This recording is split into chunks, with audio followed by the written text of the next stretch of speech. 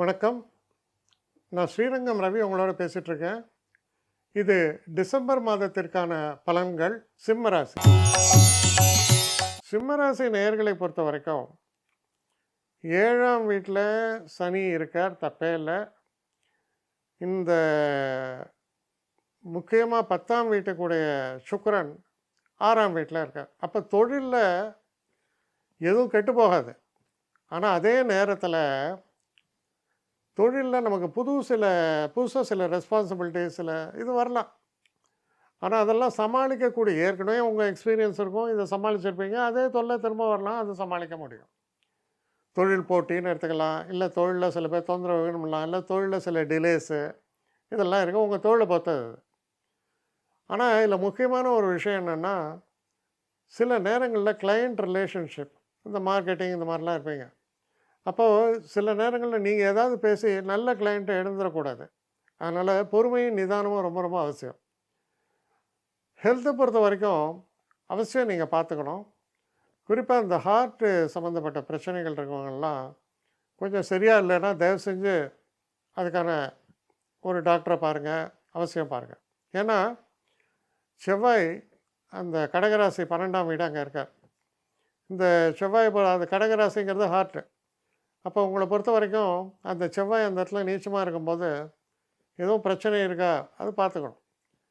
அதே நேரத்தில் உங்கள் ராசிநாதனான சூரியன் 4ஆம் வீட்டில் இருக்கார் புதனோடு சேர்ந்து. அப்போ படிக்கக்கூடிய மாணவர்களுக்கு இந்த மாதம் முதல் பகுதி ரொம்ப சிறப்பாக இருக்கும். 2ஆம் பகுதியில் 5ஆம் வீட்டுக்கு போகிறார், 4லேருந்து 5ஆம் வீட்டுக்கு போகிறார். அப்போ சூரியன் 5ஆம் வீட்டுக்கு போகும்போது எப்படி இருக்கும்னா உஷ்ணாதிக்க சம்மந்தப்பட்ட நோய்கள் சொல்லுவோம். அப்போ அதில் கொஞ்சம் கவனமாக இருங்க. சில நேரங்களில் உங்களுடைய குழந்தைகளை பற்றிய சில கவலைகள் ஏற்படலாம். இதெல்லாம் கொஞ்சம் கவனமாக இருங்க. அதே நேரத்தில் 5ஆம் இடத்திற்கு உங்கள் ராசிநாதனான சூரியன் போகும்போது சில நேரங்களில் உங்களுக்கு ஒரு இம்பார்ட்டன்ஸ் கெயின் ஆகும். உங்களை பற்றி பல பேர் ரொம்ப உயர்வாக சொல்லுவாங்க, இவருடைய ஒரு கெப்பாசிட்டியே தனி அப்படின்னு. அப்போது இதில் என்ன தெரியறதுன்னா, புது வருஷத்தை நீங்கள் வரவேற்கும் போது ஒரு பெரிய கான்ஃபிடென்ஸ் லெவலோடு அதை வரவேற்கிறதுக்கான வாய்ப்புகள் ஏற்படுறது. ஏன்னா உங்களை பற்றிய அபிப்பிராயங்கள் மிக உயர்வாக அமையக்கூடிய வகையில் இருக்கும். அப்போ நேச்சுரலி நம்மளை ஒரு 2 பேர் நம்மளை என்ன அழகாக நீங்கள் பண்ணியிருக்கீங்க சார்னு சொன்னால் நமக்குடைய ஒரு கான்ஃபிடென்ஸ் நல்லா இருந்தனால உற்சாகமும் பெருகும். அதனால் ஒரு விதத்தில் பார்க்கும்போது இந்த ஒரு காலகட்டத்தில் சில முக்கியமான நபர்களை சந்திப்பதற்கும் சில முக்கிய பேச்சுவார்த்தைகள் நடப்பதற்கும் அதன் தொடர்ச்சியாக வரக்கூடிய நாட்களில் சில நல்ல விஷயங்கள் நடப்பதற்கும் வாய்ப்புகள் வரக்கூடிய காலம். பெரும்பாலும் பார்த்திங்கன்னா இந்த நியூ இயர் எப்படி வரவேற்பீங்கன்னா, நிறைய ஃப்ரெண்ட்ஸ் வராங்க, இது வராங்க. அப்போ பல விஷயங்கள் நமக்கு புதுசாக தெரியும். அதனால் அந்த மாதிரி செலிப்ரேஷன்லாம் நீங்கள் டெஃபினட்டாக பார்ட்டிசிபேட் பண்ணுங்கள். சில நல்ல மாற்றங்களுக்கு அது ஒரு அடித்தளமாக அமையலாம். I wish you all a very happy, prosperous new year. Happy 2025.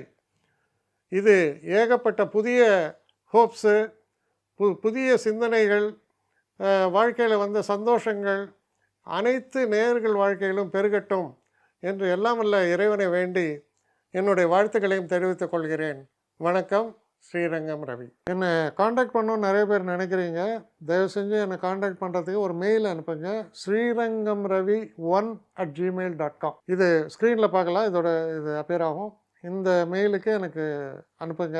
எனக்கு நிறைய பேர் அனுப்புகிறீங்க, நான் ஒருத்தன் தான் அதை பார்க்குறேன், செய்கிறேன். ஏன்னா இது வேகமாக செய்யலாம் முடியாது. ஒரு நாளைக்கு ஒரு 3 பேர் பார்ப்போம், 4 பேர் பார்க்குறோம். அதனால் கொஞ்சம் டிலே ஆகுது. கட்டண சேவை தான். இந்த கட்டணத்தை செலுத்திய பின்பும் கிட்டத்தட்ட ஒரு 5-6 நாள் ஆகும். சில பேர் நினைக்கலாம் கட்டணத்தை செலுத்தின உடனே அடுத்த நாளே பார்க்கணுன்ட்டு. அப்படி என்னால் முடியல. கொஞ்சம் பொறுமையும் நிதானமும் தேவையும் இருப்பவர்கள் நிச்சயமாக காண்டாக்ட் பண்ணுங்கள். என்னுடைய பெஸ்ட்டு சர்வீஸு உங்களுக்கு கண்டிப்பாக உண்டு. வணக்கம்.